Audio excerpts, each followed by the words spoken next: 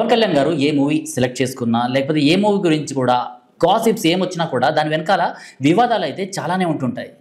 అంటే ఏదో ఒక సినిమాకి ఏదో ఒక లింక్ పెట్టేసి వివాదాలను తీసుకురావడం,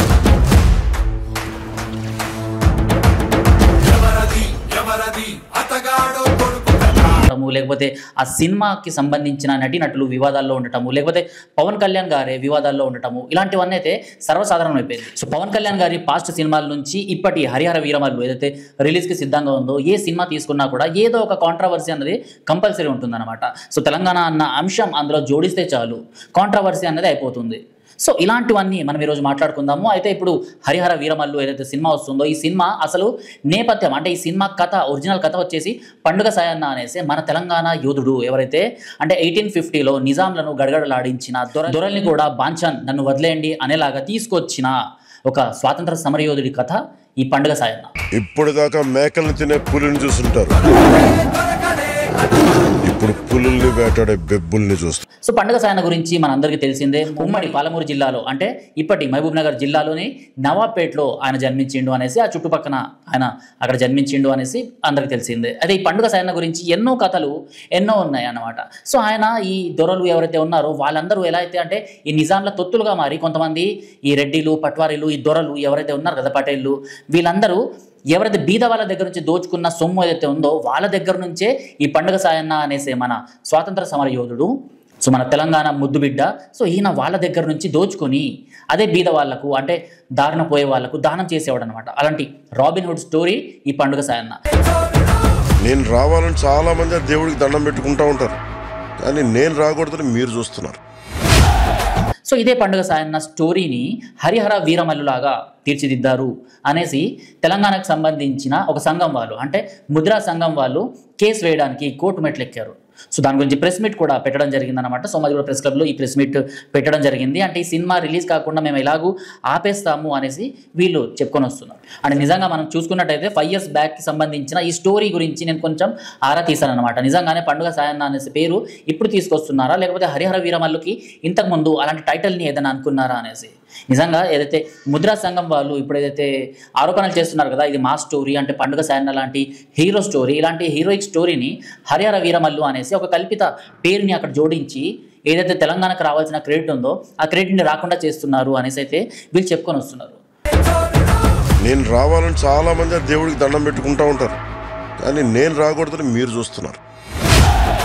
ఒక 5 years బ్యాక్కి సంబంధించిన ఈ సినిమాకి సంబంధించిన కొన్ని స్టోరీని కనుక మనం సెర్చ్ చేస్తే నిజమే అనిపిస్తుంది. ఎందుకంటే ఎప్పుడైతే హరిహర వీరమల్లు అంటే ఈ పండుగ సాయన్నకి సంబంధించిన స్టోరీ కాపీ చేశారని చెప్తున్నారు కదా, సో ఎప్పుడైతే ఈ సినిమా సెట్స్ మీదకి వెళ్తుంది ఈ సినిమా కథని పవన్ కళ్యాణ్ గారు విన్నారు, ఓకే చేశారు, అండ్ అవి ఇప్పుడు తొందరలోనే రిలీజ్ అయిపోతుంది ఈ సినిమా అనేసి ఎప్పుడైతే మాట్లాడుకున్నారో 5 years బ్యాక్ గురించి నేను చెప్తున్నా. సో ఆ 5 years బ్యాక్ ఈ సినిమా పండుగ సాయన్న అనే ఒక పోరాట యోధుడి కథ నుంచి స్ఫూర్తి తీసుకొని ఈ సినిమాని పవన్ కళ్యాణ్ గారు ఎంచుకున్నారు అండ్ మెచ్చుకున్నారు కూడా.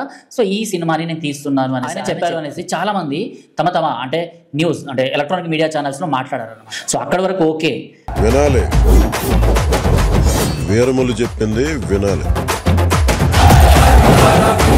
పండుగ సాయన్న స్టోరీని ఇక్కడ పవన్ కళ్యాణ్ గారు తీస్తున్నారు అంటే అదేదో అంటే భీమ్లా నాయక్ సినిమా టైంలోనే ఇదంతా రిలీజ్ అవ్వాల్సింది. కాకపోతే కాస్త ఆ షెడ్యూల్ వెనక్కి ముందుకి ఆ తర్వాత సీఎం అవ్వడము, ఆ తర్వాత ఆయన బిజీగా ఉండటము, ఇలాంటి వాటి వల్ల ఈ సినిమాని ఆయన ఎక్కువ టచ్ చేయలేకపోయారు. కాకపోతే పోస్టర్స్ రూపంలో లేకపోతే హరిహర వీరమల్లుకి సంబంధించిన టైటిల్స్ రూపంలో ఏదో ఒకటి బయటికి తీసుకొస్తూనే అంటే ట్రెండ్లోనే ఉంటున్నారు అనమాట. అంటే నిజంగా ఈ సినిమా వస్తుంది అని ఈ సినిమాకి సంబంధించిన ట్రైలర్ వచ్చినప్పుడు కూడా ఇటు చార్మినార్ని ఇటు నిజాం నవాబుల్ని ఆ నవాబుల్ని ఎదిరించే ఒక మునగాడిని పవిత్రమైన మన జెండ గర్వంగా ఎగరాలి, ప్రకృతికి ఇంకో ధర్మం ఉంది ఔరంగజేబ్ అంటే పవన్ కళ్యాణ్ గారు, ఆ పవన్ కళ్యాణ్ గారే ఇటు పండుగ సాయన్న అనేసి తెలంగాణ వాదులు ఇలా మాట్లాడుకోవడం ఇదంతా సోషల్ మీడియాలో మనకి ఇప్పుడు వినిపిస్తూ ఉంది. ఒక్కసారి అంటే ఈ సినిమా పండుగ సాయన్న అన్న పేరు మీదనే టైటిల్ రిజిస్టర్ చేశారా లేకపోతే ఆ తర్వాత టైటిల్ని మార్చారా అన్నది మాత్రం ఈ సినిమాకి సంబంధించిన యూనిట్ వాళ్ళు ఎవరైనా మాట్లాడితేనే తెలుస్తుంది. ఎందుకంటే పాత న్యూస్ ఆర్టికల్స్ ఆ క్లిప్పింగ్స్ ప్రకారం అయితే పండుగ సాయన్న స్టోరీయే ఈ హరిహర వీరమల్లు అనేసి అయితే తెలుస్తుంది. కాకపోతే పవన్ కళ్యాణ్ గారు ఇంతకుముందు చేసిన సినిమాలు కూడా ఇలానే అభ్యంతరణ ఎదుర్కొన్నారనమాట. సో ఆ మూవీస్ వచ్చేసి కొమరం పులి, కొమరం భీమ్కి సంబంధించిన స్టోరీని ఈయన అంటే స్టోరీని కాకపోయినా కూడా కొమరం భీమ్ అంటే ఫస్ట్ కొమరం భీమ్ అనుకున్నారు, ఆ తర్వాత కొమరం పులి అనేసి మార్చడం జరిగిందనమాట. అయినా కూడా అన్ని క్రూర మృగాలు తిరిగే చోటు.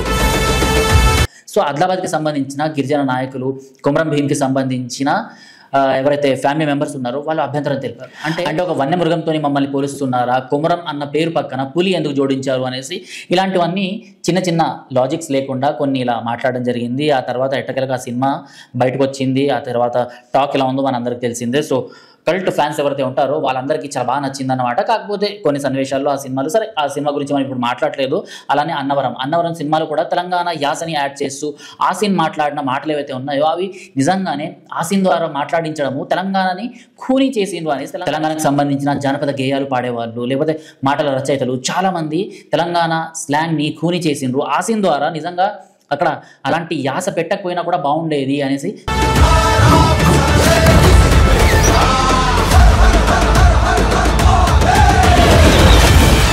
చాలా మంది అనుకున్నారు. ఒకనొకప్పుడు అంటే ఆ సినిమా చూసినప్పుడు నాకు కూడా అదే అనిపించింది అనమాట. ఏంటి యాస, ఆ సీన్ తెలంగాణ యాసని ఇలా ఖూనీ చేస్తుంది, ఇంత గలీజ్గా మాట్లాడుతుంది ఏంది అనేసి నాకు కూడా అనిపించింది అనమాట. ఒక తెలంగాణ వాసిగా నాకు కూడా అనిపించింది. అలానే కెమెరామెన్ గంగాధర్ రాంబాబు, దీని గురించి అయితే మనం కంపల్సరీగా మాట్లాడుకోవాలి. ఎందుకంటే ఇందులో ఉన్న ఏదైతే ప్రకాష్ రాజ్ క్యారెక్టర్ ఉందో ఆ ప్రకాష్ రాజ్ క్యారెక్టర్ కేటీఆర్ క్యారెక్టర్ అని. ప్రకాష్ రాజ్ పక్కన ఎవరైతే ఒక లేడీ ఉంటుందో ఎప్పుడు గుట్కా తంబాకు తింటూ, సో ఆమె విజయశాంతి క్యారెక్టర్ అనేసి. అంటే తెలంగాణ ఉద్యమం పీక్లో ఉన్న సమయంలో అనమాట ఈ సినిమా వచ్చింది. సో ఆ సమయంలో కెమెరామెన్ గంగాధర్ రాంబాబులో పవన్ కళ్యాణ్ గారు జర్నలిస్ట్గా వర్క్ చేస్తూ, సో ఇటు ప్రకాష్ రాజ్ని అండ్ లేడీ డాన్ ఎవరైతే పాత్ర పోషించిందో పొలిటీషియన్, సో ఆమెని ఈడ్చుకుంటూ తీసుకెళ్లే సీన్స్, వాళ్ళతో వాగ్వివాదాల సీన్స్, ఇవన్నీ మనకు చాలా కనిపిస్తూనే ఉంటాయి అనమాట. సో ఇదంతా ఏంటంటే కావాలని తెలంగాణ వాసుల్ని విలన్స్ లాగా చూపెట్టడానికి ఎవరైతే డైరెక్టర్ పూరి జగన్నాథ్ ఉన్నారో సో ఆయన తీర్చిదిద్దిండ్రు ఈ కథ అనేసి. అప్పుడు కూడా దీనిపైన చాలా మంది అభ్యంతరం తెలిపిండ్రు. ఇక తెలపడమే కాదు, ఇక అదంతా కొంచెం అంటే సినిమా చూసిన వెంటనే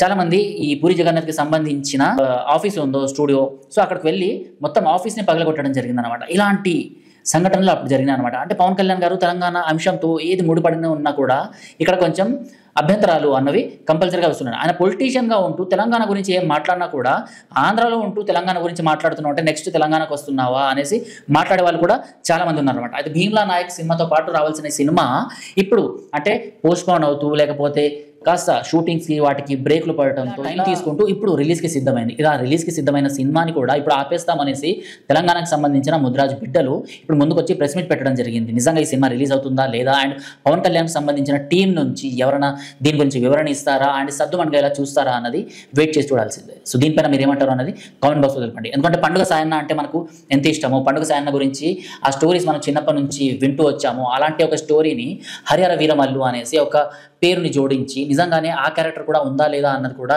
ఈ సినిమా వాళ్ళే చెప్పాల్సిన అవసరం అయితే ఎంతగానో ఉంది. దీనిపైన మీరేమంటారో కామెంట్ బాక్స్లో తెలపండి. టిల్ దెన్ జై హింద్, జై భారత్.